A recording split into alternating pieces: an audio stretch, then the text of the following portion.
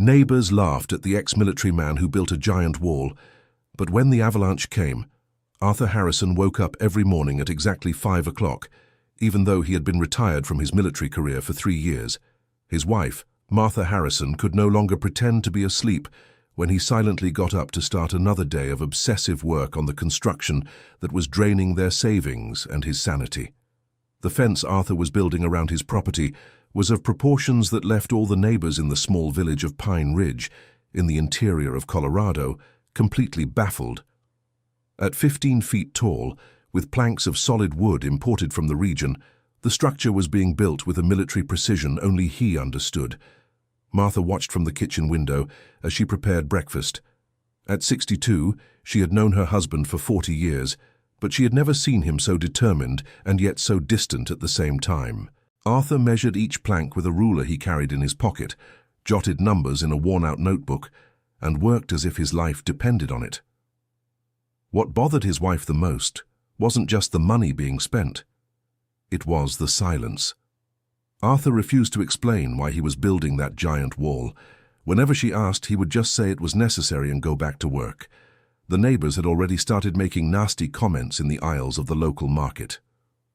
During the first week of December, when Arthur finished the first section of the fence, Mrs. Gladys from next door came knocking at the door.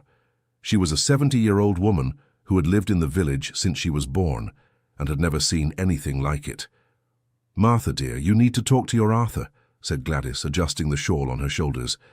"People are saying he's lost his mind. A fence this tall, what's it for? That's not normal." Martha invited the neighbor in for coffee, but inside she was eaten up with shame.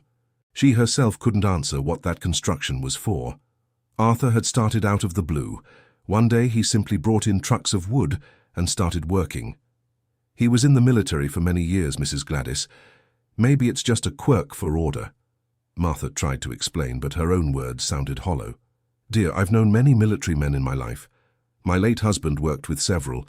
None of them built a fortress in their backyard," replied Gladys, shaking her head. "You need to convince him to see a doctor. This isn't normal." When Arthur came back for lunch, Martha confronted him for the first time since the construction had begun. They were sitting at the kitchen table, the same place where they had taken every meal for decades. "Arthur, people are worried. Mrs. Gladys came by today," Martha began, serving the stew she had prepared. "What's that about?" Arthur answered without looking up from his plate. "The fence, Arthur. You can't just build a wall in our backyard without explaining it to anybody. Not even to me. I'm your wife." Arthur stopped eating and looked at his wife. In his eyes there was something Martha couldn't decipher.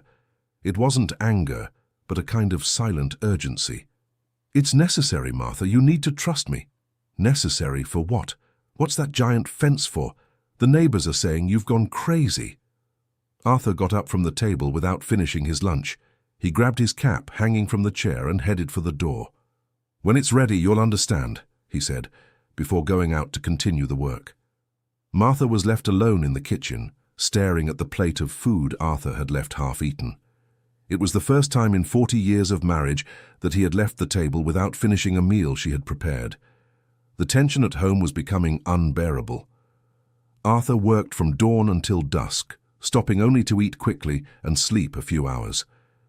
Martha tried to keep the normal household routine going, but she felt like she was living with a stranger.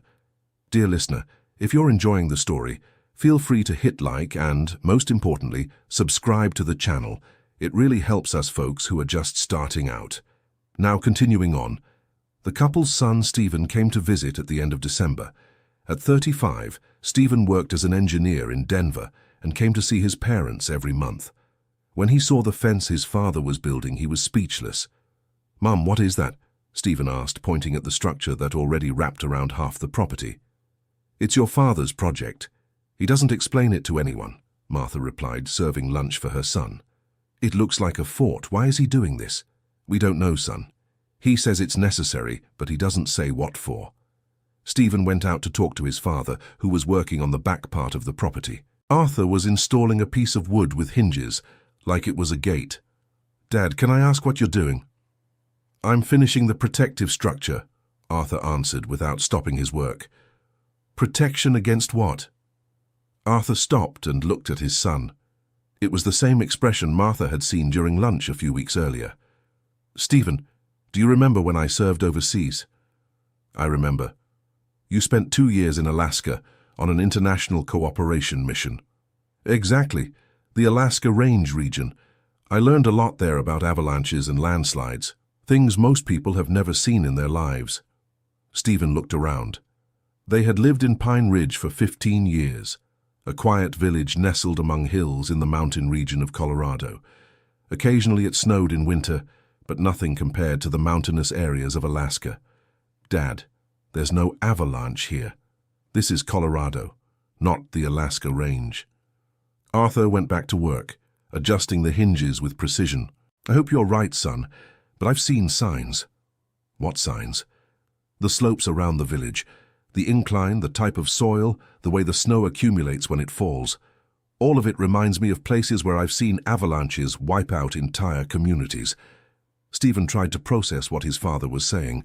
Arthur had always been a rational, meticulous man.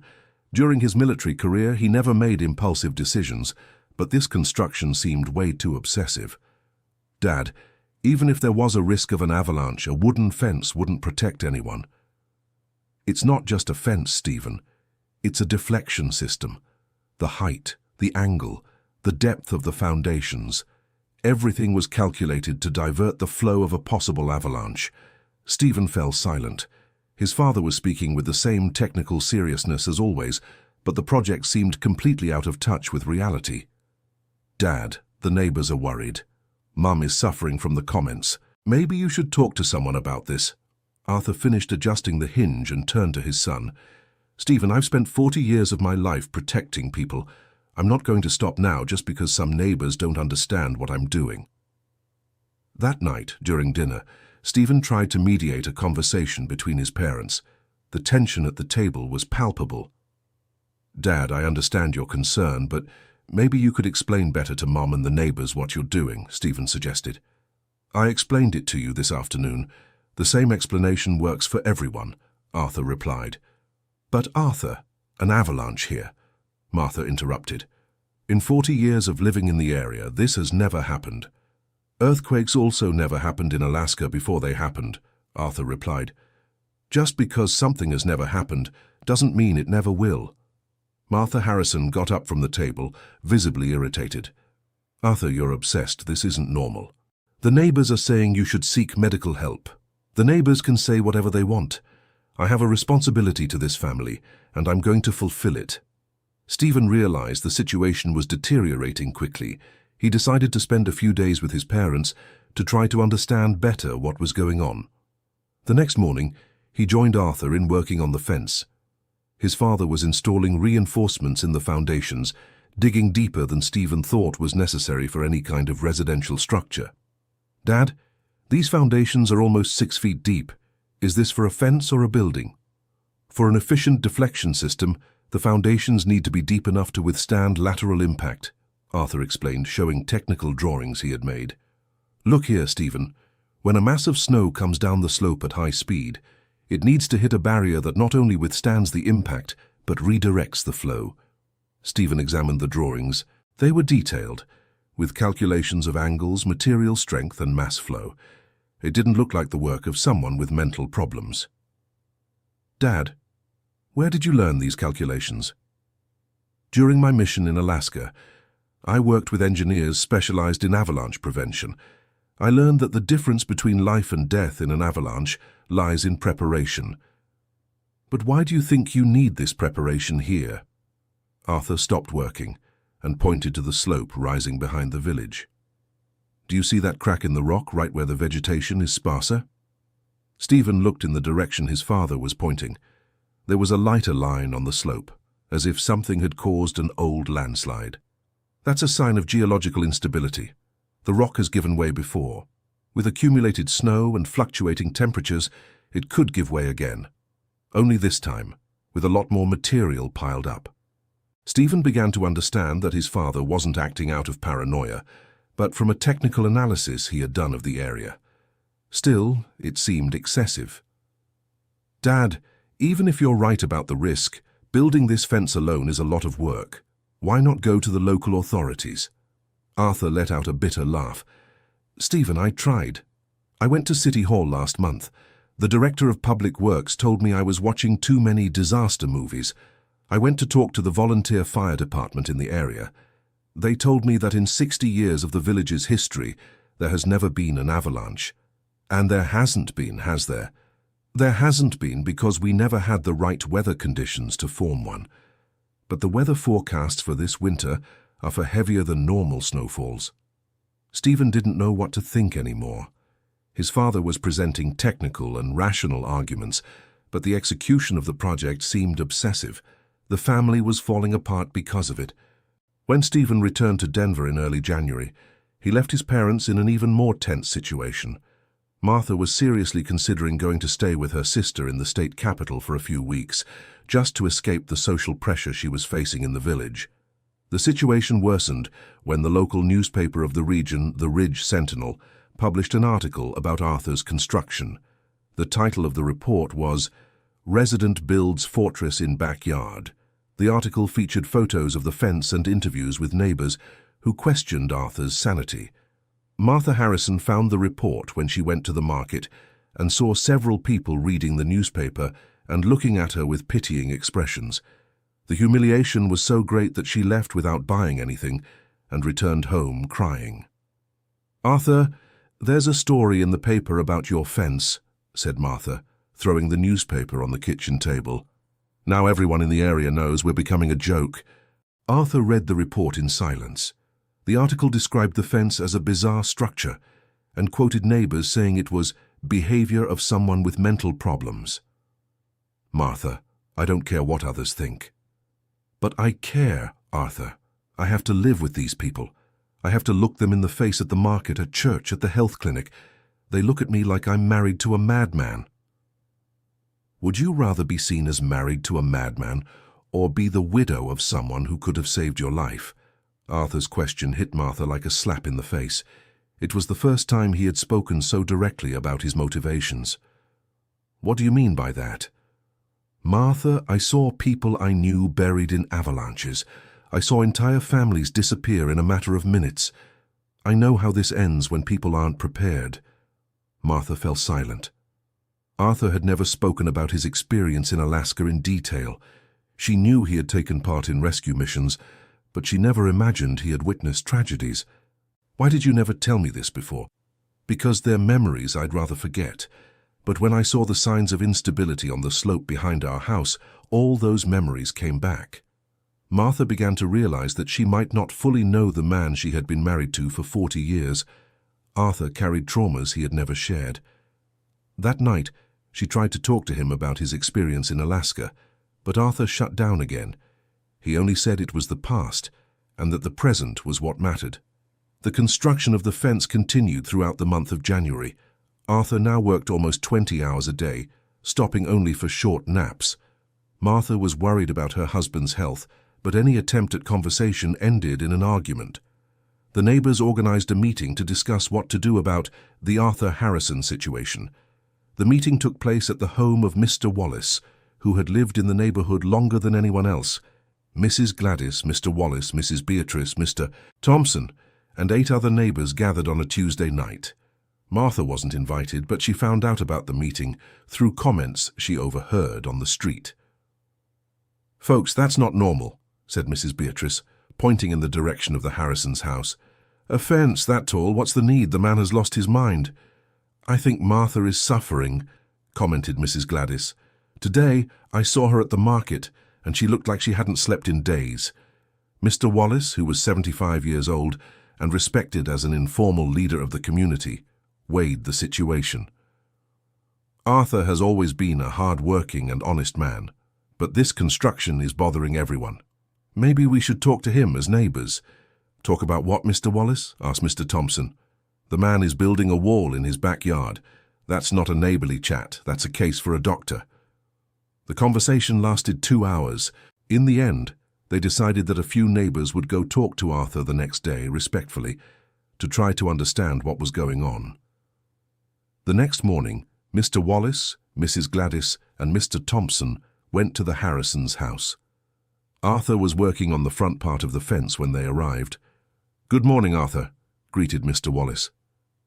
"Good morning," replied Arthur, without stopping his work. "Arthur, we came here as neighbors, as friends. We want to talk about this construction you're doing." Arthur finally stopped and turned to face the three neighbors. "What do you want to know?" Mrs. Gladys stepped forward. "Arthur, dear, we're all worried. This fence is way too big, way too tall. What's the point of something like that?" "It's to protect this property from avalanches." The three neighbors exchanged glances.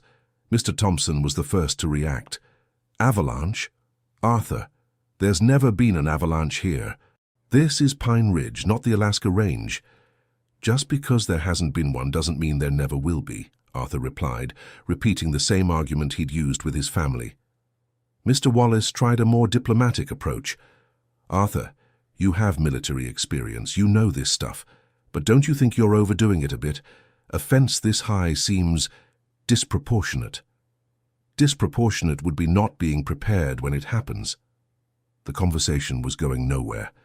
Arthur stood firm in his convictions, and the neighbors left the meeting even more worried. That afternoon, Mr. Thompson went to the city hall in the neighboring town, where the regional administrative headquarters were located, to check if there were any regulations on residential construction that could limit Arthur's project. The City Hall clerk informed him that constructions on private property had few restrictions, as long as they didn't go beyond the property lines and didn't harm the neighbors. Since Arthur's fence was entirely within his property, there was no legal violation. However, the clerk suggested that if the neighbors were concerned about safety or mental health issues, they could request a technical inspection or psychological counseling through the county's social services. When Mr. Thompson relayed this information to the other neighbors, Mrs. Beatrice suggested they formally submit a request for an inspection. Mrs. Gladys disagreed, arguing that would be a betrayal of their friendship with the Harrisons. The division among the neighbors created an even tenser atmosphere in the village. Half thought Arthur needed medical help, and half thought they should respect his decision to build whatever he wanted on his property. Martha Harrison, who was already struggling with the social pressure, now had to deal with the fact that the neighbors themselves were split on what to do about her husband. Some treated her with pity, others with suspicion, as if she were also caught up in some kind of collective madness. Dear listener, if you're enjoying the story, go ahead and hit like, and especially subscribe to the channel. It really helps us beginners out. Now continuing. In February, Stephen brought his wife and 2 kids to visit the grandparents. Susan, Stephen's wife, was shocked to see the fence Arthur had built. The grandchildren, 12-year-old Ethan and 8-year-old Lily, were fascinated by the giant structure. "Grandpa, why did you build a castle in the backyard?" Lily asked, running along the fence. "It's not a castle, sweetheart. It's protection." Ethan, who was at the age of questioning everything, took an interest in the technical aspects of the construction. "Grandpa, what kind of wood did you use? Why are the planks so thick?" Arthur got excited, explaining the technical details to his grandson. It was the first time in months that anyone had shown genuine interest in his work, instead of questioning his sanity. "It's treated eucalyptus wood, Ethan. Each plank is 2 inches thick. See these foundations? They're 6.5 feet deep and filled with concrete and crushed stone." "Wow, that must have cost a fortune," Stephen cut into the conversation. "Ethan, don't talk about money." But Arthur didn't mind. "It did, Ethan. Nearly all of our savings. But some things are more important than money." Susan, who had been watching the conversation, approached Martha Harrison. "Mom-in-law, how are you handling all this?" Martha sighed deeply before answering. "Honestly, Susan, I don't know what to think anymore. Arthur isn't the same man I married. He's obsessed with this construction. And the neighbors? Some treat me like I'm crazy too. Others feel sorry for me. Nobody understands, and I don't understand anymore either." That night, after the kids were asleep, Stephen had a serious talk with his wife about his parents' situation. "Susan, I don't know what to do. Dad has technical arguments for everything he's doing, but his behavior is obsessive. Do you think he should seek help?" "I think we all should seek help. The family is falling apart because of this." "And what if he's right? What if there really is a risk of avalanche?" Stephen thought about his wife's question. It was something he had been avoiding seriously considering. Even if he's right about the risk, the way he's handling it isn't healthy. He's destroying the family to build this fence. The next day, Stephen decided to do his own research on avalanches in the area. He went to the public library and looked up historical weather records for Pine Ridge. What he found left him disturbed. Although there had never been any recorded avalanches in the area, there were records of landslides during particularly harsh winters.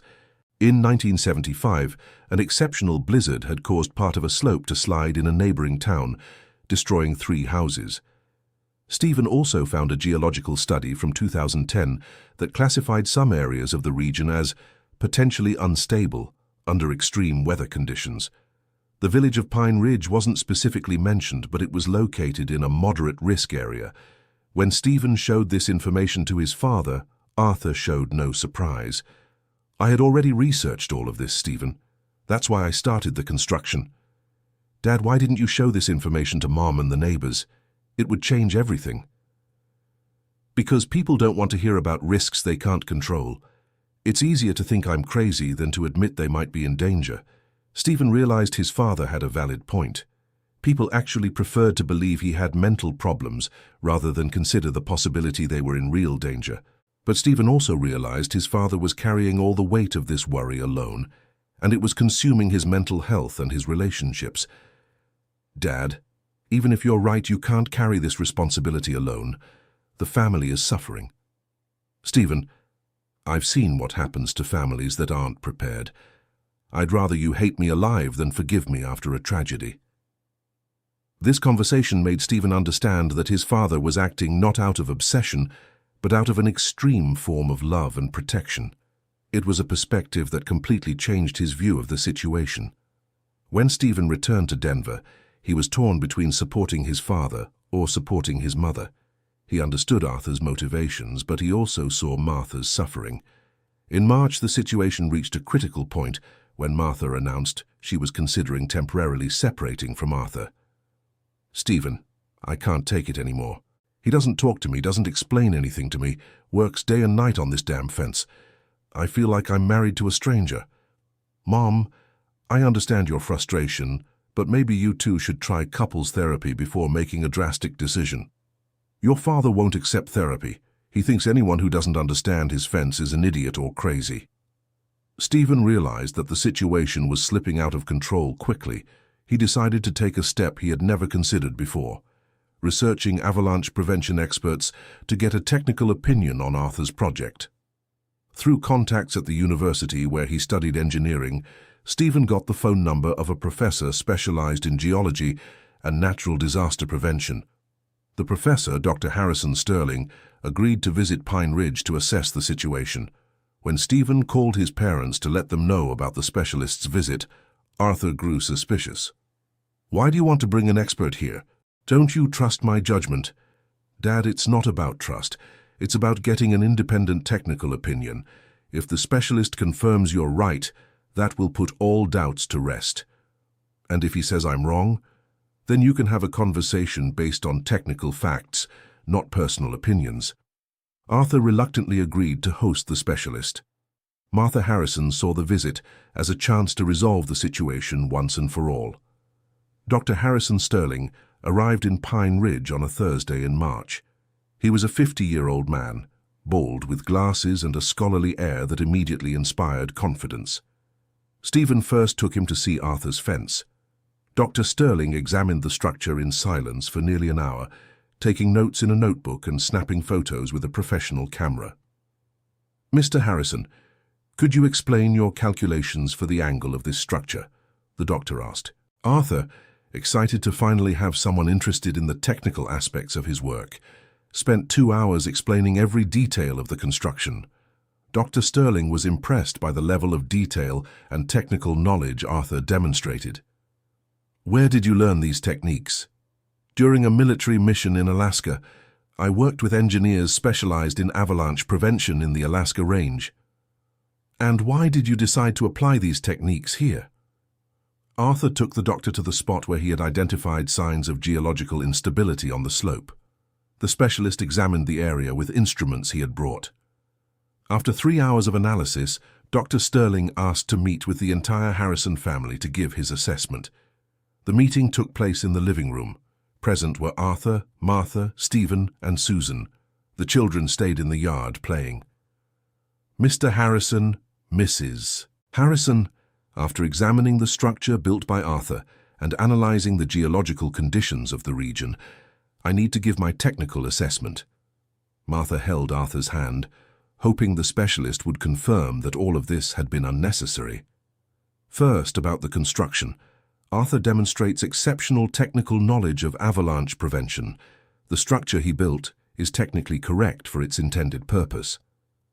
Arthur felt relieved.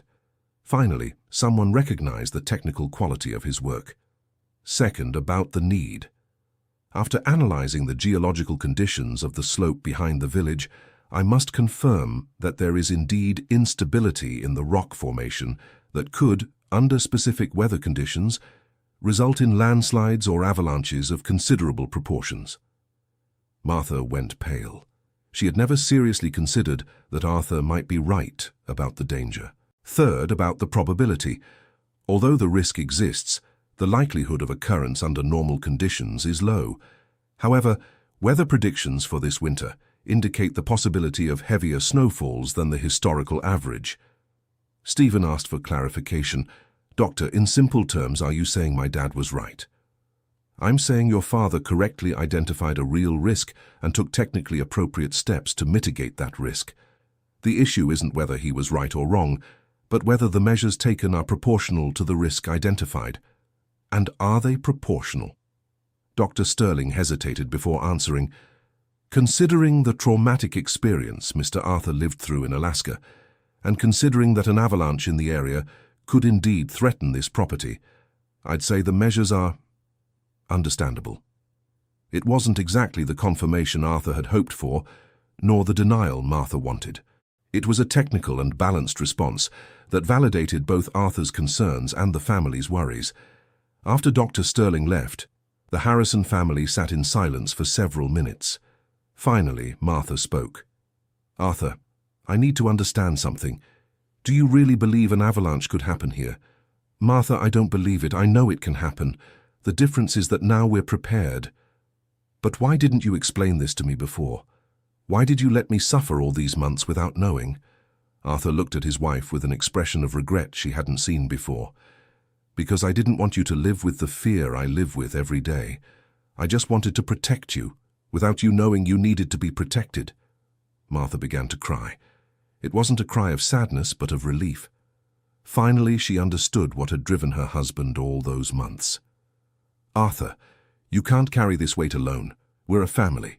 If there's a danger, we face it together. Stephen approached his parents. Dad, now that we know what your concern was, maybe we can help. Maybe we can talk to the neighbors, explain the situation. The neighbors won't believe it.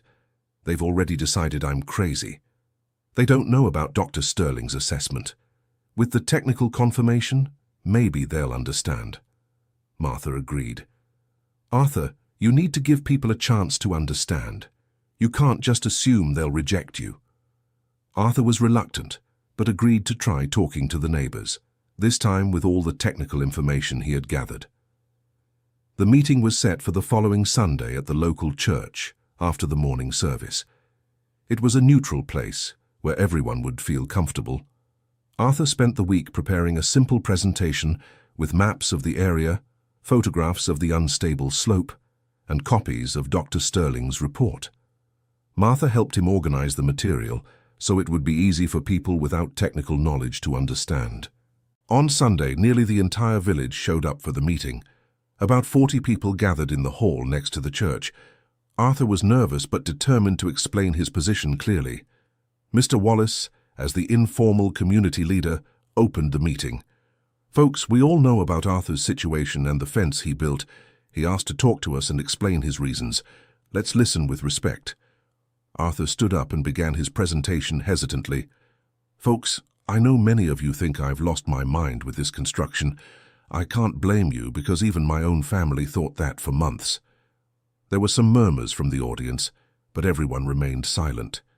4 years ago, during my military mission in Alaska, I witnessed an avalanche that destroyed a village of 300 people. I took part in the rescue and saw entire families being pulled from the rubble, some alive, many not. The silence in the hall became absolute. No one expected Arthur to share such a personal and traumatic experience. When I came back to the United States and moved here to Pine Ridge, I never thought those memories would return. But last year, watching our slope during the winter, I started seeing similarities to the place where the avalanche happened in Alaska. Arthur showed the photographs he had taken of the slope, pointing out the cracks in the rock and the lack of vegetation in certain areas. I tried to contact the local authorities, but nobody took my concerns seriously. That's when I decided to build a protection for my family, even if it meant using up all our savings and being considered crazy by all of you. Mrs. Gladys raised her hand. Arthur, but why didn't you explain this to us before? Because I didn't want to scare anyone, and because I knew it would be hard to convince you of a danger that has never happened here. Mr. Thompson asked a direct question. Arthur, do you really believe an avalanche could happen here?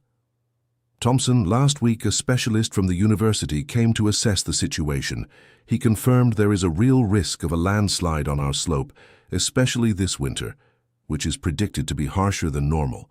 Arthur handed out copies of Dr. Sterling's report to some neighbors. The people passed the documents from hand to hand, trying to understand the technical conclusions. Mrs. Beatrice, who had been one of the most critical of Arthur's construction, stood up. Arthur, if there really is this danger, why did you build protection only for your own house? We're all at risk too. It was a question Arthur had expected, but one that still made him uncomfortable to answer. Beatrice, I built it with my own money, using my own savings. I can't build protection for the whole town. But you could have warned us about the danger. And what would you have done if I had warned you? Would you have believed me, or would you have called me crazy just the same? Arthur's question created an awkward silence in the hall. The truth is, probably no one would have taken his warnings about avalanches seriously. Mr. Wallace tried to mediate the situation. Arthur, the important thing now is that we know about the situation. If there really is this risk, what can we do? Wallace, the best protection would be for each family to have its own deflection system, like I built. But that's expensive and labor-intensive. An alternative would be to build a collective barrier at the top of the slope, but that would require investment from the City Hall. A young man from the community, Tyler, who worked at the City Hall of the neighboring town, spoke up. Arthur, with this specialist's report, maybe we can convince the City Hall to invest in some kind of collective protection. It's possible, Tyler, but that would take months or years to get approved and executed. Winter starts in 2 months. The meeting went on for 3 hours. In the end, the community was divided between those who believed in the risk Arthur had identified and those who still thought it was all an exaggeration. But something important had changed. Arthur was no longer seen as crazy. He was seen as someone who, right or wrong, was trying to protect his family based on a real and traumatic experience. Mrs. Gladys approached Arthur after the meeting. Arthur, I want to apologize. We judged you without knowing the whole story. Gladys, you had no way of knowing. I could have explained it better from the start, too. Mr. Wallace organized a volunteer group to research collective protection options and talk to the City Hall about preventive measures. Arthur offered to share all his technical knowledge on the subject. When the Harrison family returned home after the meeting, the atmosphere was completely different from months before. There was a sense of relief and unity that hadn't existed in a long time. Arthur, how do you feel? Asked Martha. Relieved. Finally, I can talk about this without being judged. And the fence? Are you going to keep working on it? I'll finish up the last details, but now without the pressure of doing it alone. Stephen hugged his father. Dad, I apologize for doubting you. Stephen, you couldn't have known, and your doubts made me think harder about how to explain the situation to you all. That night, for the first time in months, the Harrison family had dinner together, talking about subjects other than the fence. Arthur told some stories from his military days, positive things he had avoided sharing during his period of obsession with the construction. Martha noticed that she had gotten back the husband she knew. Arthur was still worried about the avalanche issue, but he was no longer carrying all the anxiety by himself. The following weeks brought significant changes to the village of Pine Ridge. Tyler managed to schedule a meeting with the City Hall's Public Works Secretary to discuss preventive measures on the slope. Dr. Sterling was invited to present a more detailed assessment of the area to the municipal authorities. His recommendation was the installation of a geological monitoring system and the construction of containment barriers on the upper part of the slope. The project was approved as an emergency when the weather forecast confirmed that the winter of 2024 would be exceptionally harsh, with snowfalls that could surpass the region's historical records. Arthur was invited to work as a technical consultant on the Collective Protection Project. It was the first time in his life that he truly felt useful after retirement. Work on the collective barrier began in April, but progressed slowly due to municipal bureaucracy and the difficulty of accessing the slope. Arthur warned that time was running out, but the authorities assured him the work would be finished before winter. In May, Arthur finished the last adjustments to his private fence. The structure was complete, 5 meters high, foundations 2 meters deep, an angle calculated for snowflow deflection, and a gate system that could be operated quickly in case of an emergency. Martha, who now fully understood the project, helped her husband with the final touches. She had become an advocate for the idea of preventive preparation. "Arthur, do you think the city's barrier will be finished in time?" "Honestly, Martha, I have my doubts. Public works take too long, and winter is coming. And if it's not finished, our fence will protect our home. I hope it'll be enough for the neighbors too, but I can't guarantee it." In June, the first snowfalls started earlier than usual. The collective barrier work was only 50% complete when weather conditions prevented further progress. Arthur grew nervous about the situation, but tried not to show his anxiety so as not to worry the family. He installed an anemometer and a snow gauge in his yard to monitor weather conditions daily. The June snowfalls were more intense than anyone in the village could remember. Snow accumulated quickly on the slope, creating exactly the conditions Arthur had predicted as dangerous. During a July night, Arthur woke up to the sound of cracks on the slope. He knew they were signs of movement in the accumulated mass of ice and snow. He woke Martha silently. "Martha, I'm hearing noises on the slope. I'm going to keep watch by the window. Do you think it could happen today?" "I don't know, but the signs are worrisome." Arthur spent the early morning hours watching the slope through the bedroom window. At 5 in the morning, he saw a small avalanche start at the top of the slope. It was small, just a few cubic meters of snow, but it was the sign he feared most.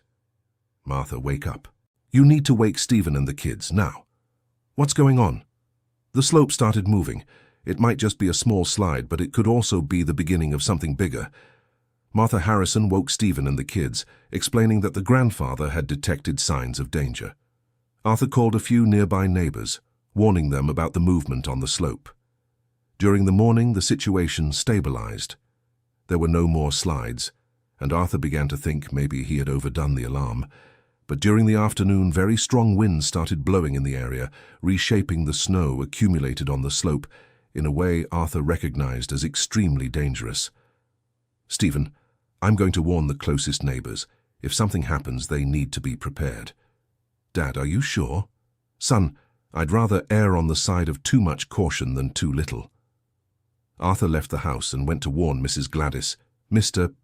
Wallace and the families closest to the slope about the possibility of an avalanche during the night. Some families took the warning seriously and prepared for a possible quick evacuation. Others thought it was overkill and decided to ignore it.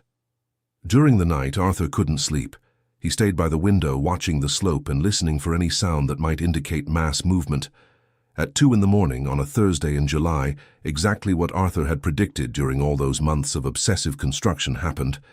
An exceptionally strong wind reshaped the snow at the top of the slope, creating an unstable mass that began to slide slowly. The initial small slide destabilized deeper layers of compacted snow. Within minutes, the entire face of the slope was moving.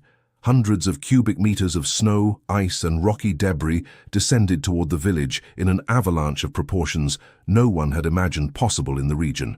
Arthur saw the white mass coming down in the darkness and shouted to his family, "Avalanche! "Everyone to the basement now!" The Harrison family ran to the basement of the house, while Arthur stayed at the window a few seconds longer to see the exact direction of the avalanche. What he saw left him simultaneously terrified and relieved. The mass of snow was heading straight toward his property, but the fence he had built was exactly on the right path to intercept it. Arthur went down to the basement and hugged his family as they waited for the impact. The sound was deafening. A mountain of snow hit the wooden fence with a force that made the whole house tremble. But the structure withstood the initial impact and started doing exactly what Arthur had calculated. It diverted the avalanche flow. Instead of continuing toward the village houses, the avalanche was channeled by the fence into an open area beside the Harrisons' property, where it spread out and lost speed without causing damage to the homes.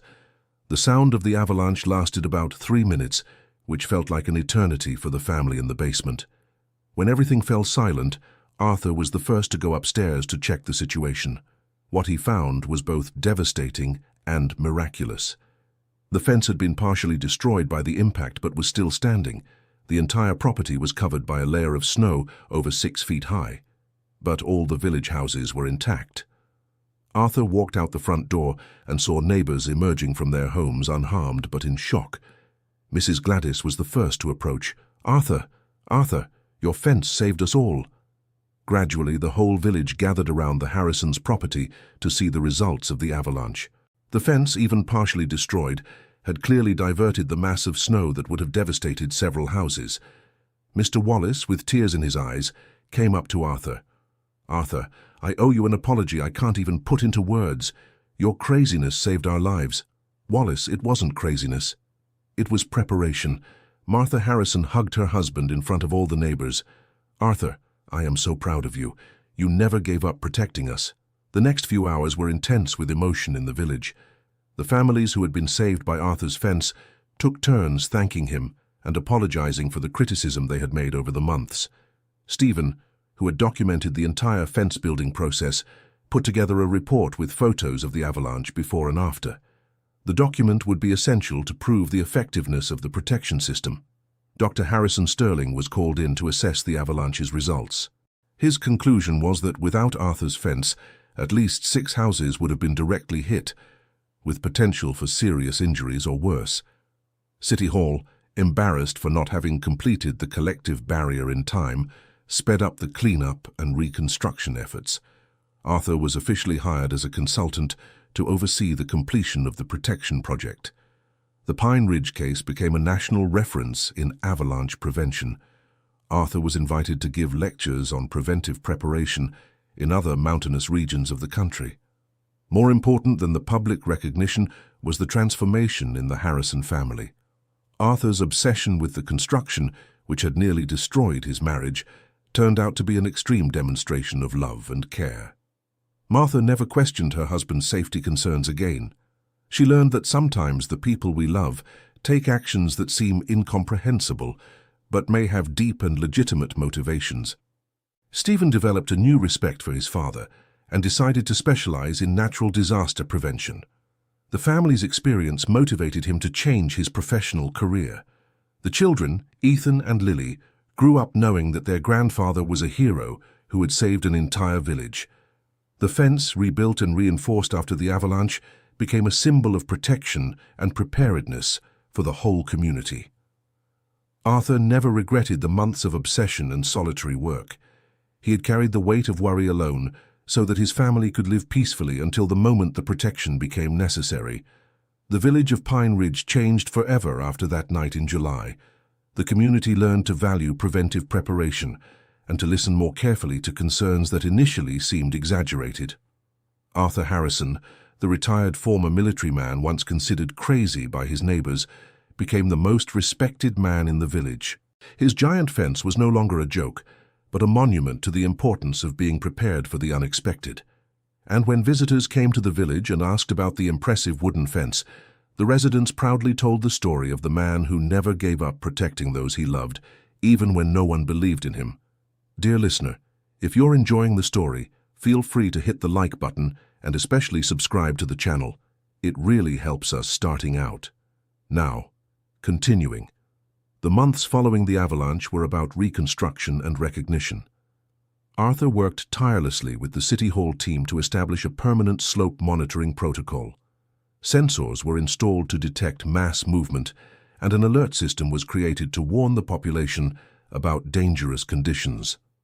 Martha got involved in organizing a community emergency preparedness group. She discovered a calling she never knew she had, teaching other families about the importance of being prepared for unexpected situations. "Arthur, I never imagined I would become a champion of disaster preparedness," Martha said during a morning coffee. "Martha, you were always prepared. Remember how you organized the house when the boys were little? You always had medicine, emergency food, organized documents. You were already preparing without knowing it. But now it's different. Now I understand that preparation isn't paranoia, it's love for your family." The couple's relationship grew stronger in a way they hadn't expected. The crisis that nearly destroyed their marriage ended up revealing aspects of each other's character they hadn't fully known. Arthur discovered he could trust his wife more and share his worries. Martha found she had the strength to support her husband even in situations she didn't fully understand. Stephen brought a surprise for his parents in September. He had enrolled in a specialization course in risk management and natural disaster prevention at Colorado State University. "Dad, your experience inspired me to change my career. I want to work helping communities prepare for situations like the one we went through here." "Stephen, that's a tough job. A lot of times people don't want to hear about risks they can't see." "I know, Dad. But now I have a real example of how preparation can save lives. Our story can help other families." For his final project, Stephen developed a community preparedness manual for avalanches in mountain regions. The manual used the Pine Ridge experience as its main case study. Stephen's work was so well received academically that he was invited to present it at a national disaster prevention conference. Arthur accompanied him to the presentation, sharing his practical experience. The audience was impressed by the story of an ordinary man who had used technical knowledge and personal determination to protect his community. Many questions were asked about how to replicate the experience in other regions. "Mr. Harrison, what is your main recommendation for communities that may be in similar risk situations?" asked an engineer from the audience. "My recommendation is, don't wait for someone to come save you. If you identify a risk, take action. You might be wrong, you might be criticized, but it's better to be criticized for being overly cautious than to be mourned for lack of preparation." Arthur's response became a highlight quote of the event and was cited in several articles on disaster prevention. Back in Pine Ridge, village life had found a new balance. Arthur's fence was rebuilt as part of the community's official protection system. City Hall took over maintenance of the structure and created a municipal fund for ongoing improvements. Arthur was appointed volunteer coordinator of the monitoring and prevention system. It was an unpaid job, but it gave him a sense of purpose he hadn't felt since retiring. Every day, Arthur checked the sensors, analyzed weather conditions, and stayed in touch with the regional weather center. It was a routine that kept him active and useful. During the following winter, the monitoring system detected potentially dangerous conditions on 2 occasions. Both times, Arthur activated the alert protocol, and families prepared preventively. No avalanches occurred, but the community responded in an organized and efficient manner. "Arthur, do you think we're overdoing it with all these protocols?" asked Mrs. Gladys during a community meeting. "Gladys, preparation is never overdoing it. What's overdoing it is waiting for tragedy to strike before taking action." The phrase became the unofficial motto of the village of Pine Ridge. In December, exactly 1 year after the construction of the original fence began, the community organized a celebration to mark the anniversary of Preparedness Day. The party took place at the church hall, the same place where Arthur had explained his motivations to his skeptical neighbors. But now the atmosphere was completely different. Arthur was honored with a plaque that read, "To the man who never gave up protecting his community." The plaque was installed next to the fence, which was now considered a local historical landmark. During the celebration, Mr. Wallace gave an emotional speech. "Arthur Harrison taught us that heroes aren't special people who do impossible things. Heroes are ordinary people who do necessary things, even when no one understands or supports them." Martha Harrison was also honored for her patience and support during the difficult months. She received a plaque as the woman who supported the hero in moments of doubt. "Folks, I'm no heroine at all," said Martha. "I'm just a wife who learned to trust her husband, even when she didn't understand his motives." The village children, including Ethan and Lily, put on a play telling the story of the giant fence. The performance was so moving that many adults cried during the show. During the celebration, Dr. Sterling announced that Colorado State University had created a permanent research program on avalanche prevention in American mountain regions. The program would be based in Pine Ridge and would include Arthur as a permanent consultant. "Mr. Harrison, your practical experience, combined with our academic knowledge, can help other communities prepare properly," explained Dr. Sterling. Arthur accepted the position but made a condition. "Doctor, I'll work on the program, but with one condition. All the knowledge we develop must be shared free of charge with any community that needs it. Preparation to save lives can't be a privilege for those with money." The condition was accepted, and the program became a national reference in democratizing knowledge about disaster prevention. Stephen got a master's scholarship to study Pine Ridge's experience specifically. His research would analyze how small communities can implement effective disaster prevention systems with limited resources. "Dad, do you realize your fence is going to become a master's thesis topic?" Stephen joked. "Son, if it helps other people prepare, it can be the topic of as many theses as needed." Stephen's work attracted international attention. Researchers from Alaska, where Arthur had learned about avalanches, expressed interest in studying how the technical knowledge was adapted to the American reality. A group of Alaskan engineers visited Pine Ridge in March to see the protection system. They were impressed with the solution's effectiveness and the local community's involvement. "Mr. Harrison, in Alaska, we have much more technologically sophisticated systems, but we rarely see the community engagement you've achieved here," commented one of the visiting engineers. "That's because here everyone understood that preparation is everyone's responsibility, not just the government's," Arthur replied. The visit from the Alaskans led to a knowledge exchange between the two communities. Arthur was invited to visit Alaska to learn about more advanced prevention systems, and some Pine Ridge residents were included in the exchange program. Martha accompanied Arthur on the trip to Alaska. For her, it was important to fully understand the experience that had driven her husband to build the fence. "Arthur, now I understand why you became so obsessed with our protection," said Martha, visiting a village that had been hit by an avalanche years before. "Seeing in person what can happen changes everything." "Martha, I never wanted you to have to see this. But now that you've seen it, you understand why I couldn't just ignore the signs." The trip to Alaska further strengthened the couple's relationship. Martha Harrison returned to the United States with a complete understanding of Arthur Harrison's motivations and a personal commitment to the cause of disaster prevention. Back in Pine Ridge, Martha created an education program for children on emergency preparedness. The classes took place at the local school and taught everything from basic first aid techniques to how to identify danger signs in nature. "Aunt Martha, why do we need to learn these things?" asked a child during one of the classes. "Because you are the future of our community. If you learn about preparedness from a young age, we'll never have families in danger due to a lack of knowledge." Martha's education program spread to other schools in the region. She was invited to give training sessions for teachers on how to include emergency preparedness in the school curriculum. In June, 2 years after the original avalanche, the community of Pine Ridge received national recognition as a model community in disaster prevention. The award was presented in Washington, D.C., and Arthur represented the village at the ceremony. "This award is not mine," Arthur said in his acceptance speech. "This award belongs to the entire community that chose to support preparedness instead of criticizing it. It belongs to all the neighbors who overcame prejudice and embraced collective protection."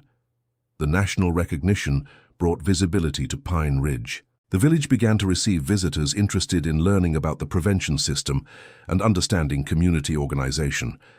Arthur and Martha turned part of their home into a visitor center, where they welcomed researchers, students, and representatives from other communities, interested in replicating the experience. "Arthur, did you ever imagine your fence would become a tourist attraction?" joked Mrs. Gladys during a visit with her grandchildren. "Gladys, I just wanted to protect my family. If that inspires others to protect their families too, even better." Arthur's grandchildren, Ethan and Lily, grew up proud of their grandfather's story. Ethan, now 15, decided he wanted to study engineering and specialize in disaster prevention, following in the footsteps of his father and grandfather. Lily, 11 years old, started a blog on emergency preparedness aimed at children. The blog was so well received that she was invited to take part in educational programs on the local television network. "Grandpa, I want to help other kids understand that preparedness isn't some boring adult thing. It's a smart family thing," Lily said, explaining her project. "My dear granddaughter, you've hit the nail on the head.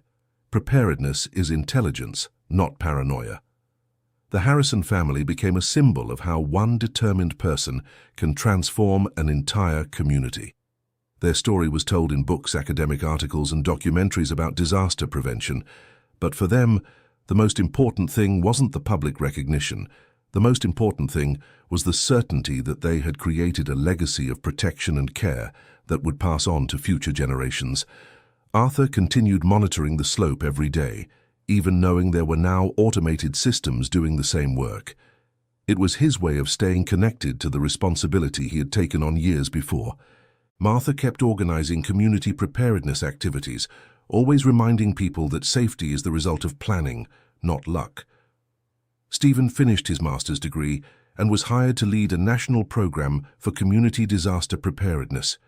His first mission was to create manuals based on the Pine Ridge experience to distribute to high-risk regions across the country. "Dad, your knowledge will help communities all over the United States," Stephen said, showing the manuals he had developed. "Stephen, that means those months of solitary work were worth it 1,000 times over." In September, 3 years after the avalanche, Arthur received a call that deeply moved him. It was from a community in the interior of Montana that had implemented a protection system based on Pine Ridge's model. "Mr. Harrison, our community was just saved from a landslide because of the system we put in place following your example," the community leader said over the phone. "We wanted to thank you for sharing your knowledge. You don't need to thank me. You saved your own lives by choosing to prepare. I just shared information. Sir, you did much more than that. You proved that an ordinary person can make a difference in many people's lives." That call made Arthur realize that his giant fence had turned into something much bigger than local protection. It had become a national symbol that preparation and determination can save lives. That night, Arthur and Martha walked along the fence that had changed their lives. The wooden structure, now reinforced and well-maintained by the community, stretched majestically against the mountain horizon. "Arthur, when you started building this, did you imagine it would go this far?" Martha asked. "Martha, I just wanted to protect you, Stephen, and the grandchildren. I never imagined this would become an example for others." "But it did, and you know why. Because you never gave up doing what you thought was right, even when everyone doubted you. And you never gave up on me, even when I seemed to have lost my mind." Martha held her husband's hand. "Arthur, I learned that loving someone sometimes means trusting that person even when we don't understand their motives. You were protecting me in a way I couldn't see back then. And I learned that sharing worries isn't showing weakness, it's showing trust in family." They stood in silence for a few minutes, watching the moon light up the slope that had once represented mortal danger.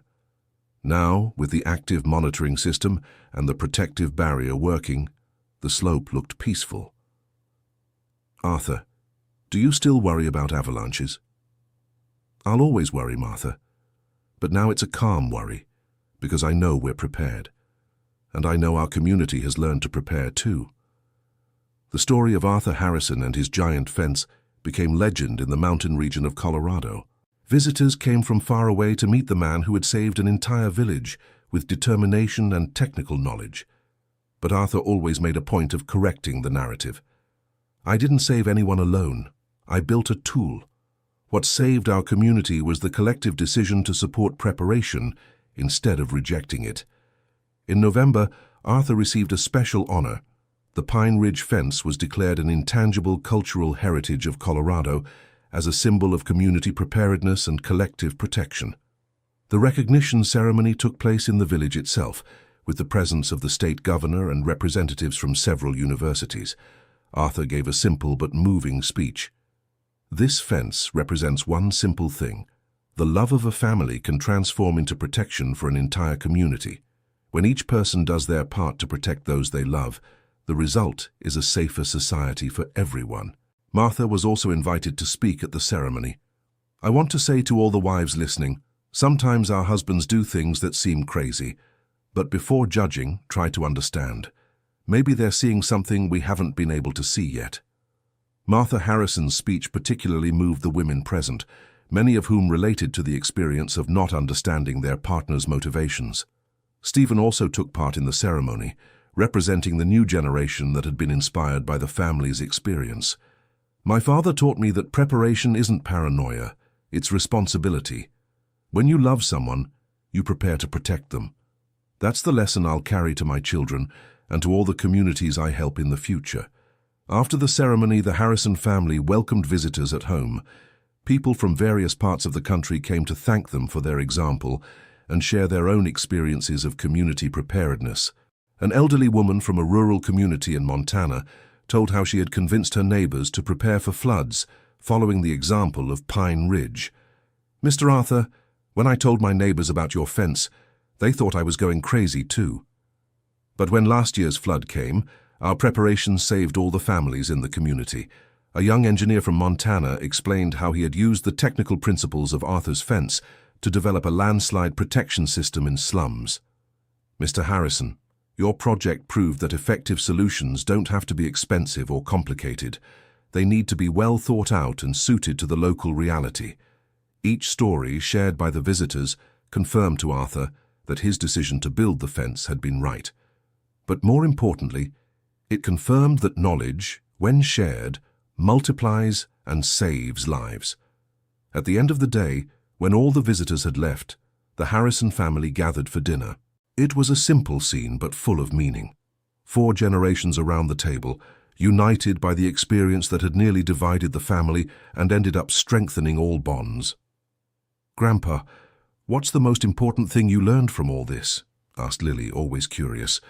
Arthur thought for a moment before answering. Lily, I learned that doing what's right isn't always easy or popular, but when you're sure you're protecting the ones you love, it's worth facing any difficulty. And you, Grandma? Lily asked Martha. I learned that trusting the people we love is an act of courage, and that supporting someone doesn't always mean understanding their motivations, but believing in their character. Ethan, always more practical, asked a different question. Grandpa, if you could go back in time, would you do anything differently? Arthur smiled. Ethan, I would have explained my motivations better from the start. Having the support of the family and the community would have made everything easier. But would you have still built the fence even if no one supported you? Ethan insisted. Yes, Ethan, because protecting those we love is our responsibility, regardless of support or criticism. Stephen raised the glass of juice he was drinking, a toast to the man who never gave up protecting us and to the woman who never gave up on him. Everyone toasted, in a moment of gratitude and family unity that perfectly summed up the final outcome of the entire experience. That night, Arthur did his last check of the day on the monitoring sensors. All indicators were normal, signaling stable conditions on the slope. As he walked back home, he looked at the fence that had changed his life. The wooden structure stood silent against the starry sky, a monument to the importance of being prepared. Arthur thought of all the families sleeping peacefully that night, protected by the system he had started building alone years before. He thought of all the communities across the country that had implemented their own protective measures inspired by the Pine Ridge experience. More importantly, Arthur thought about his own family, now united and strengthened by an experience that could have torn them apart. He had managed to protect those he loved, not just from avalanches, but from all the conflicts and misunderstandings that building the fence had caused. Upon entering the house, Arthur found Martha waiting for him in the kitchen, as she did every night. "How are the sensors?" she asked, a question that had become a family routine. "All normal. We're going to have a quiet night. Arthur, do you still have nightmares about avalanches? Rarely. Now when I dream of avalanches, I dream of our fence protecting people. It's a good dream. Martha hugged her husband. I love you, Arthur Harrison, the man who never gave up protecting his family. And I love you, Martha Harrison, the woman who never gave up believing in me, even when I seemed to have lost my mind. They went upstairs to the bedroom where they slept the peaceful sleep of people who know they have fulfilled their responsibility to those they love. The next morning, Arthur woke up early as usual, but not to work on the fence. The construction had been complete for a long time. Now he woke up to check the protection systems and to welcome visitors who came to learn about community prevention. While having coffee, Arthur read a letter that had arrived the day before. It was from an elementary school in a neighboring town, where the children had studied the story of Pine Ridge. Mr. Arthur, wrote an 8-year-old child, my teacher told us your story. I want to be like you when I grow up, someone who protects their family even when others don't understand. Thank you for teaching that preparation is love. Arthur showed the letter to Martha. Martha, this child understood exactly the main point of our whole experience. Which point, Arthur? That preparation is love. Those who love prepare to protect. It's that simple. Martha smiled. Arthur, that phrase should be written on our fence. Good idea. Let's suggest that at the next community meeting. And so, the story of the man who built a giant fence to protect his family turned into the story of a community that learned that love and preparation are inseparable. The fence was still there, solid and protective, watching over the slope that once represented danger. But now it was much more than a physical barrier. It was a symbol that one determined person, driven by love for family, can transform an entire community. Arthur Harrison had proven that heroes aren't born ready. Heroes are ordinary people who do extraordinary things when it comes to protecting those they love. And when the neighbors of Pine Ridge told the story to visitors, they always ended with the same phrase. In the end, we realized that Arthur wasn't crazy. We were the ones who were unprepared. End of story. And you, dear listener, what did you think of this story of determination and family protection? Tell us what you think about Arthur's attitude and whether you would make the same decision in his place. Leave your opinion in the comments with sincere words, and don't forget to give your like to support our channel. Your participation is very important to us.